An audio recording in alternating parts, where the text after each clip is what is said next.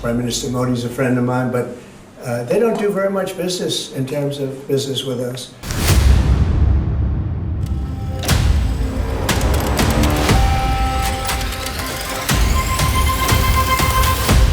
Donald Trump's 25% tariff on Indian exports effective August 1st have threatened sectors like gems, pharmaceuticals, textiles and electronics.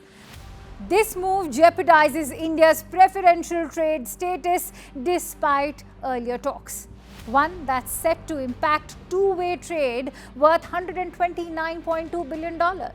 As a result, the tariffs could not just inflate costs but also delay shipments, which of course means bad news for American consumers as well. Expect greater pressure on various industries, potentially forcing companies like Apple to reconsider sourcing strategies. Tariff is so high. They have one of the highest tariffs in the world. Now they're willing to cut it very substantially, but we'll see what happens. We're talking to India now. We'll see what happens. It doesn't matter too much whether we have a deal or whether we charge them a certain tariff, but you'll know at the end of this week. August 1st is a very big day for this country because money is going to pour into the United States like we've never seen before. Yes, ma'am. In one of his latest posts, Trump has slammed India and Russia together, dubbing both as dead economies. This hours after announcing 25% tariff on India in addition to an unspecified penalty tariff for India purchasing Russian energy and arms. And not just that, to add insult to injury, Trump has announced sealing a trade deal with Pakistan, boasting that Washington will work with Islamabad to develop what Trump described as the South Asian nation's massive oil reserves.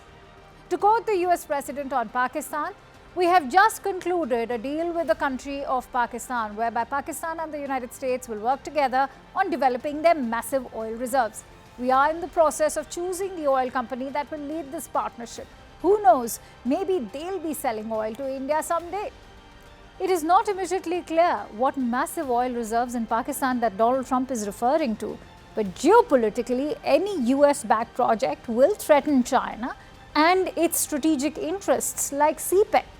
Not to forget, the Dragon's own investments in energy and transport infrastructure, particularly in Balochistan, a region affected by local insurgencies. Interestingly, in his social media post, the US President also wondered if Pakistan could sell oil to India someday. But there was no immediate reaction from Pakistan on the trade deal with the United States. Remember, Pakistan currently imports oil from the Middle East to meet its own energy demands. But there are reports about vast offshore deposits that are largely unexplored in the country, only due to Pakistan's lack of technical expertise and funds. The country has been trying to lure in investments to tap into these reserves. But remember, Trump's announcement arrived hours after his tirade about a 25% tariff on all Indian goods, plus an additional penalty for purchases of Russian military equipment and energy. In fact, in his social media post, Trump termed India's trade policies as most strenuous and obnoxious. It should be noted that as part of his maximum pressure campaign against Iran, the US President has sanctioned Indian companies and nationals as well. His latest action is part of his strategy against Iran's energy trade and shipping network.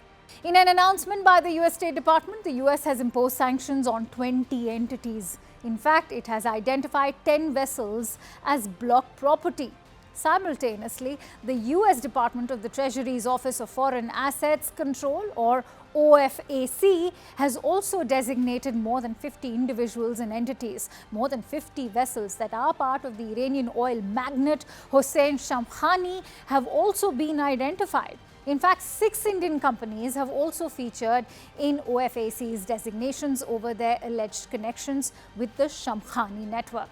What's noteworthy is that Trump's tariffs have plunged India into a global trade war with uncertainty looming large. So much so, Trump has blamed India's trade deficit with the United States and its BRICS membership for the 25% tariffs and penalty. Why so? Because Donald Trump harbors the bias that the BRICS is anti-US and it aims to de-dollarize, meaning change the dollar's status as a global reserve currency. Now, even though Trump has threatened that the tariffs and penalty will kick in starting August 1st, US officials are reportedly to visit India on August 25th.